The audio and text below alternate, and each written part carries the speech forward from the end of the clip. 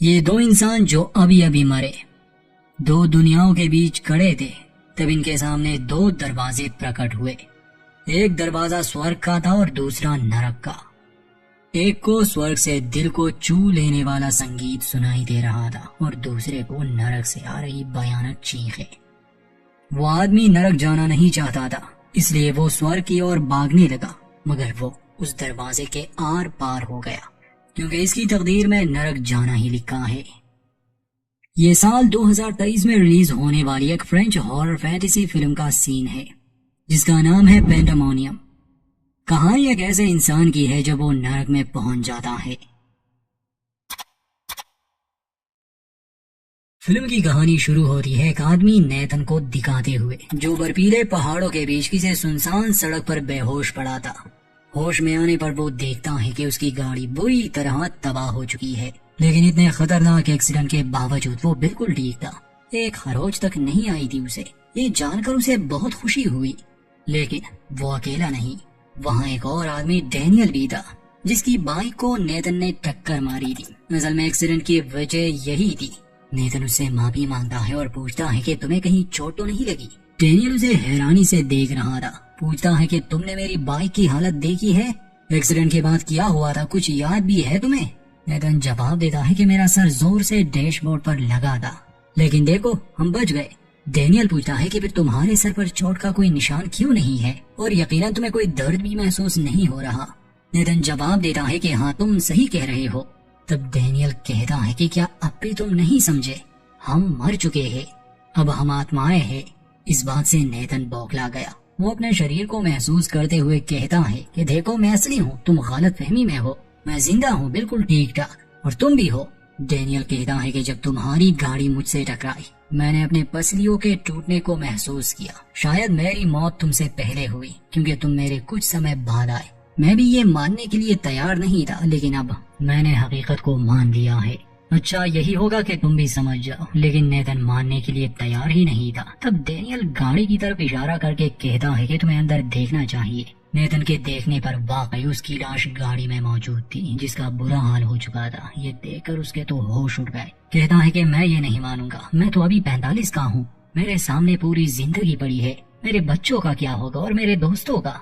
Daniel कहता है कि मेरी मौत की खबर से मेरी पत्नी को बहुत दुख होगा, उसने मुझे बाइक लेने से मना किया था।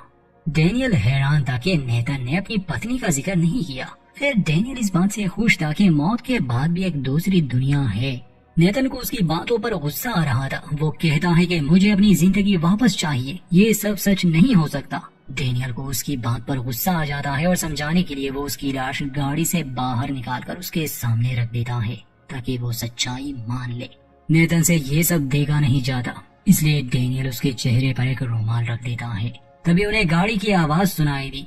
करीब आने पर नेतन उस आदमी से मदद मांगने की कोशिश करता है, लेकिन वो आदमी उन दोनों को नहीं देख सकता था।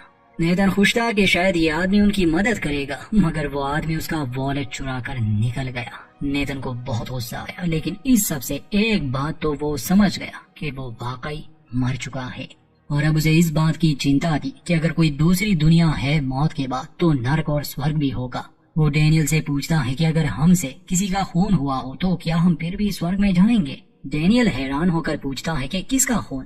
तो नेतन बताता है कि जैसा तुम समझ रहे हो वैसा कुछ भी नहीं, लेकिन मैंने अपनी पत्नी को मार दिया था, क्योंकि वो बहुत बीमार थी, तकलीफ में थी। और अब डैनियल को समझ आता है कि उसने अपनी पत्नी का जिक्र क्यों नहीं किया शुरू में। वो दोनों बात कर ही रहे थे कि तभी डैनियल को एक धुन सुनाई देती है, जिसे नेतन सुन नहीं पा रहा था। और तभी वो अपने सामने एक दरवाजा देखते हैं, जो दरअसल स्वर्ग का दरवाजा था। डैनियल खुश हो जाता है, क्योंकि उसे वो धुन वहीं से आ रही थी। इतने में उनके पीछे एक और दरवाजा भी प्रकट हुआ, नरक का दरवाजा। नेतन को वहाँ से भयानक आवाजें आ रही थी। डैनियल कहता है कि हम दोनों को अलग अलग दरवाजों से आवाजें आ रही है, जिसका मतलब साफ है कि तुम नरक में जाओगे और मैं स्वर्ग में। अब इससे पहले कि डैनियल दरवाजे के उस पार जाए, नेतन डैनियल को धक्का देकर खुद ही उस दरवाजे से गुजरने की कोशिश करता है, लेकिन वो उस दरवाजे के आर पार हो गया, जिससे वो काफी निराश था, क्योंकि वो नरक नहीं जाना चाहता था। डैनियल उसे समझाता है कि अब कोई दूसरा रास्ता नहीं। नेतन एक्सीडेंट के लिए उससे माफी मांगता है। तब डैनियल कहता है कि तुम्हारी गलती नहीं थी, मेरा ही ध्यान नहीं था। दरअसल मैं सड़क के पास खेलती एक बच्ची को देख रहा था। फिर दोनों एक दूसरे से गले मिलते हैं और अब डेनियल अंदर जाने के लिए तैयार था, लेकिन इस बार डेनियल भी उस दरवाजे को पार नहीं कर पाता। हैरान था वो, उसे समझ नहीं आती कि ऐसा क्या हुआ, और अब तो उसे भी वो भयानक आवाजें सुनाई दे रही थी। तभी वहाँ एक बच्ची आती है जो उनसे अपनी माँ के बारे में पूछ रही थी। दरअसल ये वही बच्ची है जिसे एक्सीडेंट से पहले डेनियल ने देखा था, लेकिन उसे इस बात का अंदाजा नहीं था कि उसकी बाइक से वो बच्ची भी मारी गई। वो बच्ची कहती है कि तुम दोनों की वजह से मेरी जान चली गई, अब तुम दोनों नरक में चलोगे। जिसके बाद वो चिल्लाने लगती है, इसलिए वो दोनों उसे उठाकर स्वर्ग में फेंक देते हैं। डेनियल उदास था क्योंकि उसे भी अब नरक जाना था। वो कहता है कि हमें नरक में फेंकने के लिए कोई आएगा नहीं, जिस पर नेथन उसे लात मारकर अंदर भेज देता है, लेकिन वो खुद जाने के लिए तैयार नहीं था। तभी उसे लेने एक बहुत ही भयानक राक्षस आता है, जिससे डरकर नेथन खुद ही अंदर चला गया। अंदर उसे बहुत सारे लोग दिखते हैं जो इस समय जमीन पर बेहोशी की हालत में पड़े थे। वहाँ पर एक छोटी बच्ची भी थी। नेथन को समझ नहीं आता कि आखिर वो नरक में क्या कर रही है। नरक तो मासूमों के लिए नहीं, इसलिए नेथन उसके पास गया। उसका हाथ पकड़ने पर वो ये देख पाता है कि आखिर उसके साथ क्या हुआ था।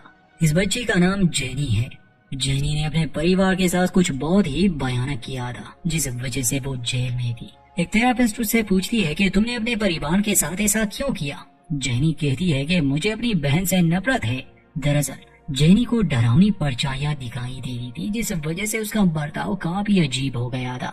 उसके पिता को तो उससे डर लगता था, इसलिए वो चाहते थे कि उसे इलाज के लिए हॉस्पिटल भेज दे, लेकिन उसकी पत्नी हमेशा उससे बहस करती थी कि जेनी बिल्कुल ठीक है। फिर हमें पास्ट का सीन दिखाया जाता है। जेनी रईस माँ बाप की बेटी थी। एक सुबह जब वो अपने माता पिता को ढूंढने उनके कमरे में आई तो वहाँ उनकी लाशें पड़ी थी, लेकिन जेनी जरा भी हैरान नहीं होती, ना ही उसे इस बात का दुख था। वो तुरंत ही किचन में जाकर जैम टोस्ट बनाती है और उसे लेकर वो किसी खुफिया गुफा में जाती है, जहाँ टोनी द मॉन्स्टर रहता था, जो इंसानों जैसा दिखने वाला राक्षस है और जेनी का दोस्त भी। टोनी बहुत सहमा हुआ था। जेनी पूछती है कि तुमने मेरे माता पिता को क्यों मार दिया, अब मेरा ख्याल कौन रखेगा। तो टोनी कहता है कि मैंने उन्हें नहीं मारा। जेनी झूठ बोलने पर उसे डांट देती है और कहती है कि अब क्योंकि वो मर चुके हैं तो तुम्हें यहाँ चुप कर रहने की कोई जरूरत नहीं, तुम मेरे साथ मेरे घर पर रहोगे। ये सुनकर टोनी बहुत खुश हो जाता है क्योंकि वो इस गुफा से बाहर निकल नहीं पाता। खैर घर में लाने के बाद जेनी उसे नहाने ले गई और टोनी को ये सब बहुत अच्छा लगता है। जेनी भी बहुत खुश थी क्योंकि अब वो जो चाहती कर सकती थी, उसे रोकने टोकने वाला कोई जिंदा बचा ही नहीं था। इस सब के बाद वो टोनी से कहती है कि इन लाशों को ऊपर कमरे में ले जाओ, लेकिन तभी वो सोचती है कि मुझे अपने माता पिता को आखिरी बार अलविदा कहना चाहिए, जिसके लिए वो दोनों की लाशों को थिएटर में ले गई, जहां वो टोनी के साथ एक प्ले परफॉर्म करने वाली थी। वो टोनी को स्टेज पर लाकर कहती है कि लोगों देखो, इस राक्षस ने मेरे माता पिता को मार दिया, अब इसे फांसी पर लटकाना होगा। टोनी पन्ना गले में पहनकर कहता है कि मेरा नाम टोनी द मॉन्स्टर है और मैंने ये खून नहीं किया, जिसके बाद वो फांसी पर लटक गया। खैर थिएटर के बाद टोनी लाशों को उठाकर ऊपर ले जाता है और वो उन्हें बेड के नीचे छुपा देता है। जेनी उस बेड पर कूदने लगती है क्योंकि आज वो बहुत खुश थी। और फिर हम देखते हैं कि दरअसल रात में जेनी ही चाकू लेकर अपने माता पिता के कमरे में आई थी। यहाँ टोनी को एहसास होता है कि वो खुद को आईने में नहीं देख सकता, तो जेनी कहती है कि तुम्हारे लिए ये अच्छा है कि तुम खुद को ना ही देखो। अब इस बात से ये अंदाजा हो जाता है कि टोनी जेनी का भ्रम है। असल में ये जेनी के डार्क साइड को दर्शाता है। असलियत में तो जेनी ने ही अपने माता पिता का खून किया था। इतनी मेहनत करने के बाद अब इन्हें भूख लग रही थी, इसलिए जेनी टोनी और अपने लिए जैम ब्रेड बनाती है, जिसे टोनी बहुत शौक से खा रहा था। तभी दरवाजे पर घंटी बजी। जेनी बाहर देखने जाती है।